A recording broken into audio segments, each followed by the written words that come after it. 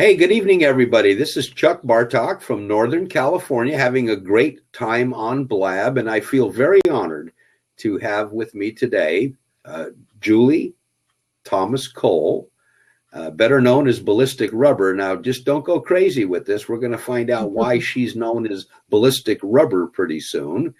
But I've had the privilege of meeting Julie online, actually on Facebook a couple of years ago.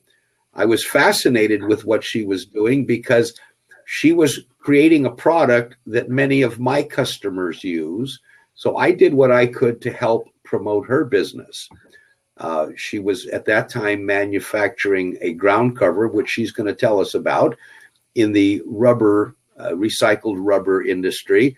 And people are using that for horse arenas as a cushioning agent. And of course, rubber stall mats are pretty much all of recycled material. So that was our connection originally. But more importantly, Julie to me represents, some of you may know that I'm not 21. I don't know if you know that or not. And Julie's still a young person. But anyway, what I'm fascinated with is the number of us experienced citizens who have come online and applied some of the things that, we just knew over the years and honed some talents and have found it almost an easier way to truly build a successful business. So I'd like Julie to share a little bit of her background with us and how she had her offline business grow and what prompted that, because making the decision to be in business is a mindset.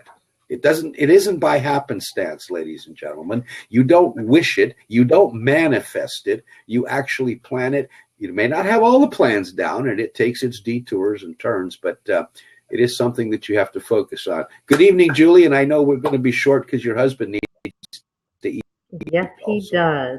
Well, thank you, Chuck. I appreciate you having me to tell a little bit about how my businesses started. I am a high school graduate. I was a stay-at-home mom, and I had a lot of interest in gardening, and so I learned everything about plants and so on and so on. And I told my husband that I wanted to start a business, and I started a garden catalog that was a real flop. And so I had to pay him back. I borrowed $4,000 from my husband to start this catalog business, which was a complete failure. And so because of that little catalog that I made, a couple ladies at my church asked me if I could do a garden for them because they saw I had lots of gardens in my yard, and they looked at the catalog and they said, "Oh, well, you must do gardening." So I said, "Well, sure, I can do that, of course." And that's how I started my landscape business. 15 years later, we were the top landscape company in the county. We won the award for our county for top landscape company. And I sold it a few months later. And then while I was go ahead. You just said something that is really important in my mind, and a lot of people forget about it. You built a business based on an idea that actually came from the outside. Somebody asked you a question, you thought about it, and you acted upon that thought, but you also were not hesitant to sell it. Not at all. And so many businesses today forget the end game. That's a whole other story, but I want to repeat the words end game. A good business has an end game somewhere. I agree. Go ahead, Julie. I agree. I'm sorry. Well, we were putting a garden in at a local mall, and the store owners were objecting to having organic mulch in there because of the smell.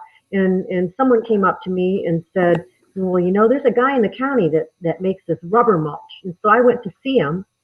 And he had no website, no cell phone, no email, nothing. And I took one look at his business and said, I can sell this. I had two very good friends of mine that both are very good with computers and websites. And she sat down with me and spent about 3 or 4 days with me and taught me how to build my own website, which I did. And I started a rubber mulch business in conjunction with my landscape business. Well, I found that I was able to make more money selling rubber mulch from my home office than going out and laboring every day in people's gardens. So because my landscape company was at the top of its game, I decided to sell that, which I did, to another local landscaper. And I started out on a new venture selling rubber mulch, and it took me 6 years to build that up. And I built that up organically myself. I learned how to do SEO. And I tell people all the time, Chuck, that if you can read, you can do anything. And people don't understand that. Absolutely. I mean, and especially in our age of technology with all the resources we have, YouTube, my gosh, there isn't anything you can't learn off YouTube. And so I started this website in my 6th year. I was very busy. I was doing over $1 million in business from my small home office that you can see here that I'm sitting in. And it was beginning to get away from me because I had no time for my family, because I was logistics, I was sales, I was SEO, I was marketing, everything. And it consumed you. And when I would go to visit my grandson, I would be on the phone or answering emails, and I said, enough of this. I want to be with my grandchildren, and money is just not that important. But like you said, the end game, I put it up for sale with an internet company that's all they do is sell internet businesses. And within 5 days, with 10 days, I had it sold, and I had 4 bidders at full asking price for my business. And it was very successful. And you were considered, and we don't have to divulge exact numbers, but this home-based business was grossing over 7 figures? No, sales, yes. No, okay. Yes.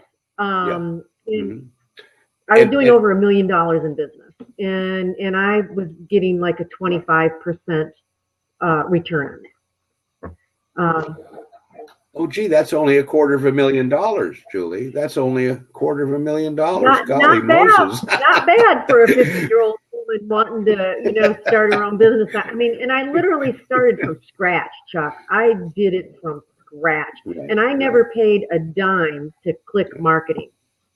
Because that is just ridiculously high. And if anybody knows how to do it, any kind of SEO, they will, if they can read, they can figure out how to do it themselves and not pay a dime for it. So I built that business up, but I kept a part of that business, Chuck, and I kept the ballistic rubber part of it. And I've just gotten into another new venture that I haven't even told you about.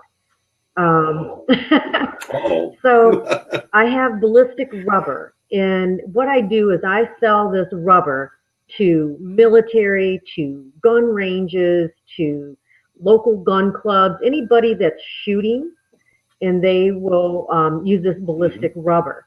And I now have partnered with my old partner that I did Rubber Mulch with, the business that I sold, Perfect Rubber Mulch.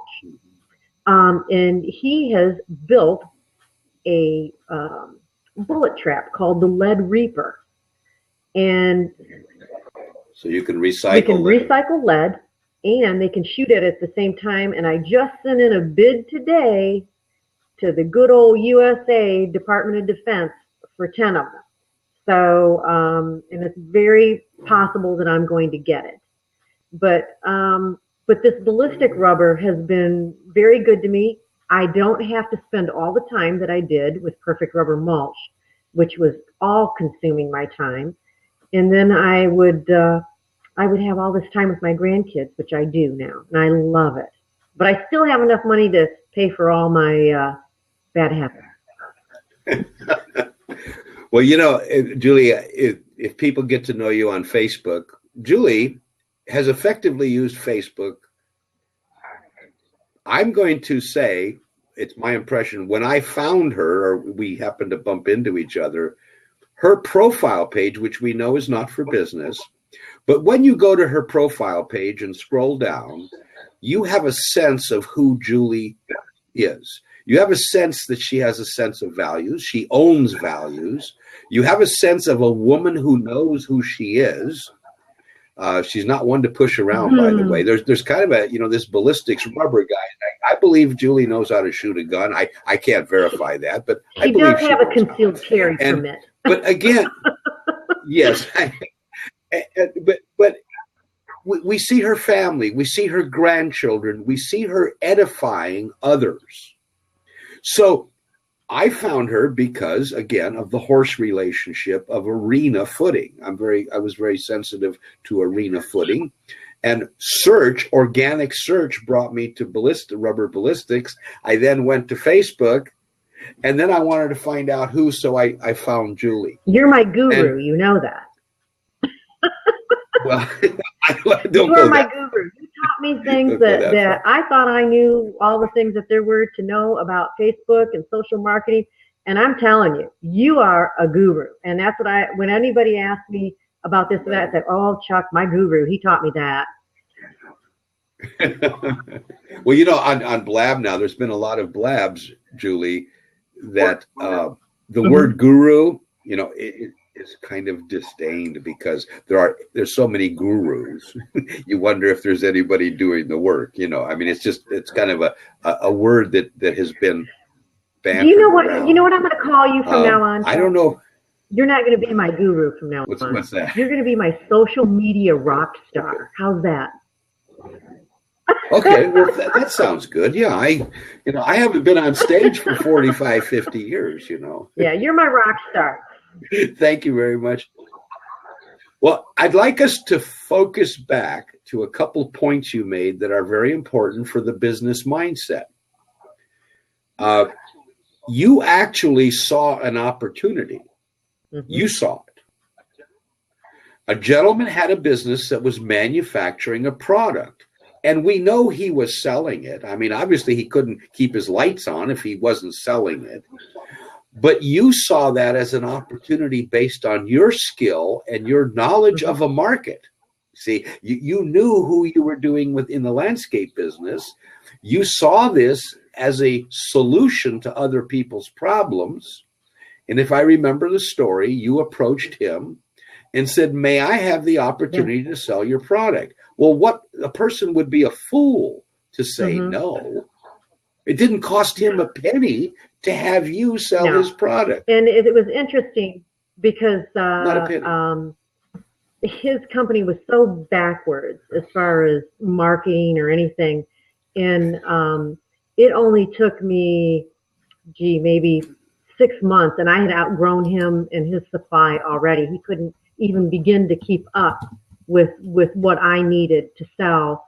And so I quickly made other allegiances with other companies. And then one particular company called me. I started having companies call me and say, would you market our product for us? Oh, and would you sell it? And so I had one particular company, Gen Rubber, out of Galion, Ohio, that produced all my rubber mulch, or most of it. And they said, would you be our sales staff? And I was their only sales staff at the time. And they let me do it exclusively. So I was very happy, with how that business went. But I was quickly getting to the point where I was going to have to hire people. And you and I both know no one takes care of your business like you do. So I had to make a choice. That's right.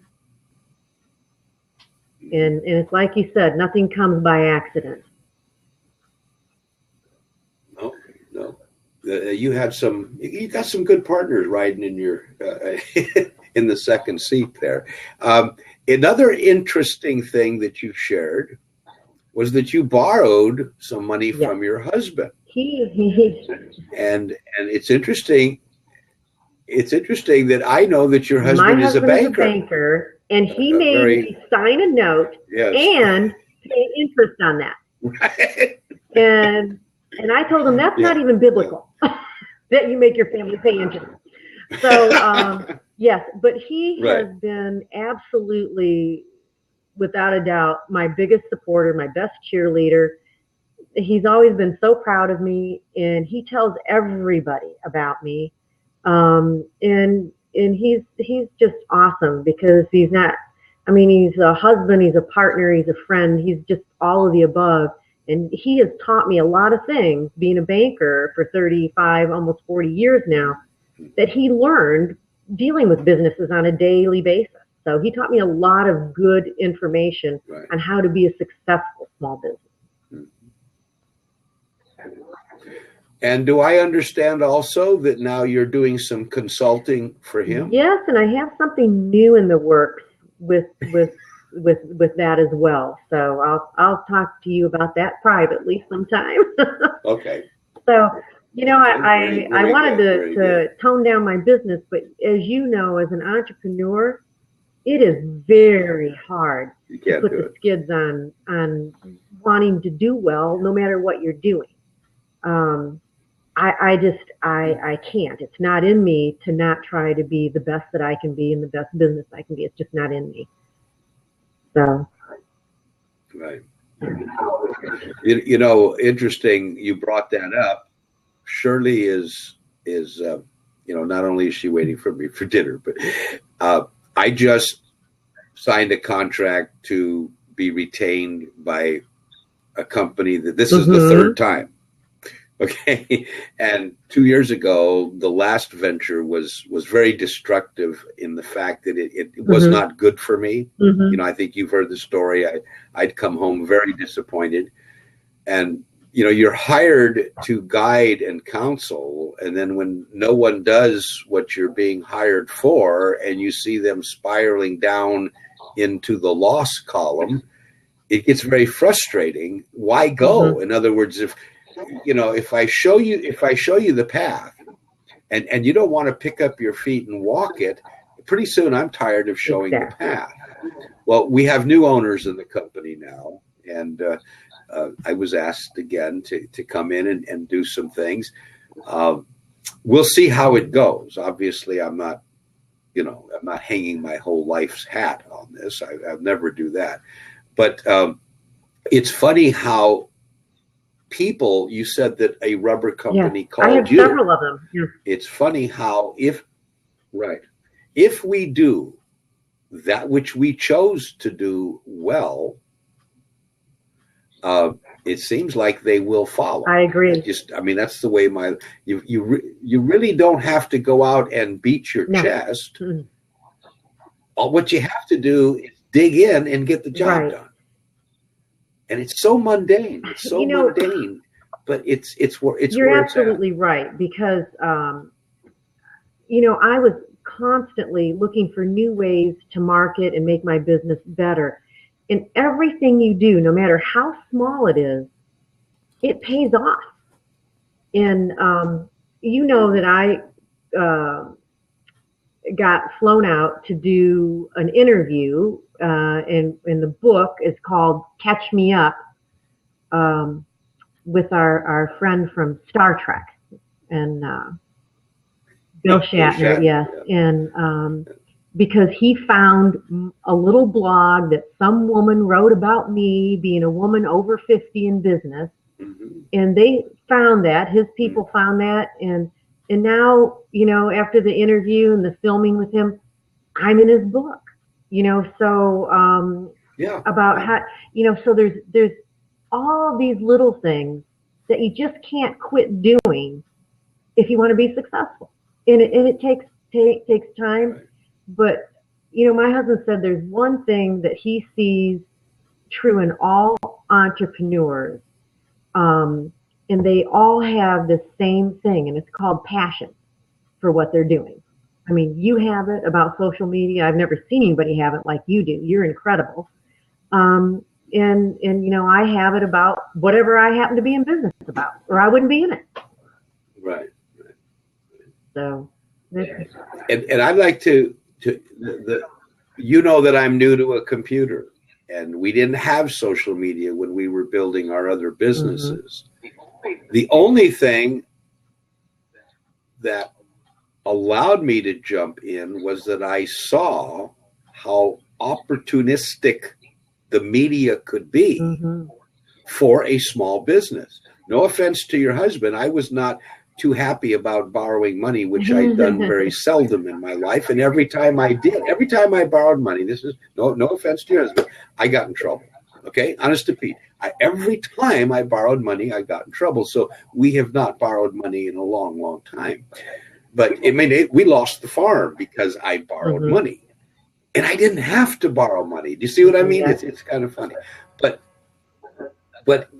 the growing a business is capturing the opportunity and doing something with it, even if it's already somebody else is doing it. Yeah. And I have a neighbor in Orland, California, who makes shredded rubber, recycled rubber. Now, this young man is now mid-40-ish, had a better computer background than I did, and he has done well with his business marketing it. But he went pretty much all government. I mean, that's the majority of his business. So. But Julie, you know what you've done, and I'm not going to apologize, but I had set this up a little soon. I've learned on Blab that when you and I want to do this again, I mean, if you want to do it interviewing somebody, probably set it up a couple of days in advance. That would work. You know, we've only done this in 2 hours, because we did have one young lady who I met this morning who subscribed. It's been you and I. Eight people have stopped by, you know, to surfing, you might say. But the beautiful thing about this is recorded when we're done, and it will be on my website, and I can send you the embed link for you to put it anywhere you want. You can put it on your website. So have you used Blab before? I have not, and this is fairly new even to the social marketing world. I think it's wonderful. Yeah, 3 months. Yep, and I think I am going to utilize this in the future for something that I would like to do in a marketing job that I may have. So I've got my little fingers in a lot of things, Chuck. Yeah. Well, I think we both do it, and that's what's great about experienced citizens. I turn 60 next week. Who just can't see. Well, you and Shirley are the same age. I turn 60 next week. My wife. Yeah. So your husband. I don't know about Martin, but you know, I robbed the cradle when I married Shirley. He only robbed it by 3 years 20. With me. So. Oh no, we have a much bigger spread than that. We have a much bigger spread. So, well, Julie, thank you for sharing, and I'm going to promote this to other people. The information that you have to share, we may be able to, you and I, have a frickin' frack show where we play. You know, you share and I share. I would like that. As it grows, people. Yeah. You know what I would like to do? I would like to do a Blab and interview you, is what I would like to do. Well, we can do that. I mean, I think you're simply amazing. I mean, what you know about social media would put a lot of these SEO companies underground. You know, you got a lot of valuable insights on social media, and I would love to interview you sometime. Well, we can arrange that, but I do, and I appreciate the compliment. I really do. But actually, I am not a social media expert. What I have been able to do is to look at it with a common sense attitude. Yeah. And realize that all social media is another opportunity to share answers to people who want to or are in your business venue definition. There are a lot of people who are misguiding people in social media, is my opinion. I agree. But like you talk about organic search, the company that I'm back with, the former owners hired a marketing expert. When all that fell apart, I was asked by one of the owners of the new company to go into her office and find out where things were. And you will be shocked to this. They were paying a firm $12,400 a month for SEO. Oh, on a company that was only doing, it was a company that was only doing 10 million in sales. Okay. Oh my goodness. Now that's darn near $150,000 a year for only one aspect. Oh my goodness. Now, what you and I could do for them for half. Oh, geez, for half. But here's the thing. I called. I'm in this former marketing manager's office, and I called this number and I asked to speak to the owner of this company. And all I said to this, I'm calling you from X company. I didn't say I owned it. I didn't, I just said, I'm calling you from X company. And I said, how long have you, blah, blah. And he says, well, we're doing this for you. Well, before I called him, I ran the analytics. And what they offered also was I had a recording of all the phone calls that supposedly came in from the ads. And I could listen to the salespeople and listen to the customer and the analyst. Well, here was the bottom line. Now I had no power, right? I was just asked to come in. So I just said, well, you're no longer associated with this company. Good for you. I said, contract is over. And I asked the new owners to look at the analytics next month without the 12,400. Now, here's the key. The leads that contacted the company, that were contacting the company before, but the leads that were contacting the company with the month without SEO were buyers.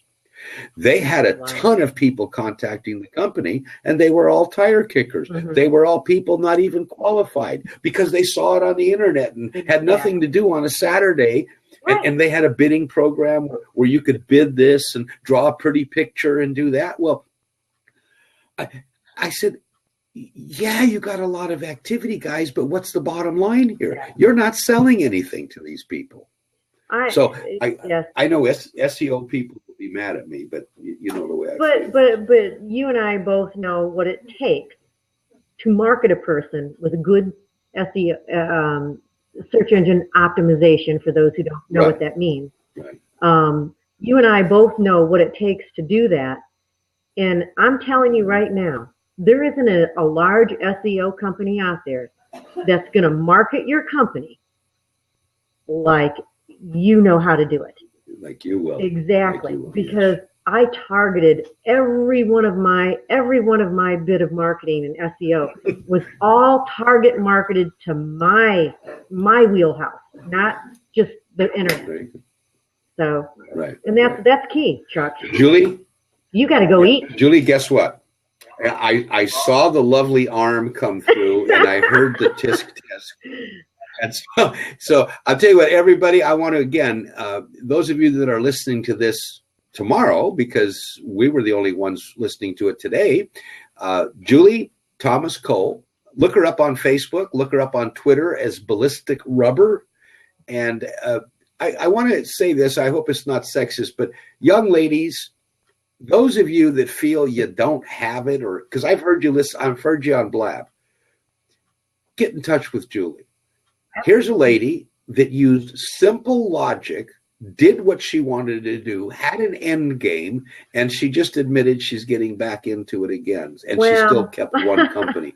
I'm going to cool my jets a little bit, not full blown like I was before. So, all right. Well, Julie, I'm going to take us off the recording now, and I'll send you a link when we get that done. And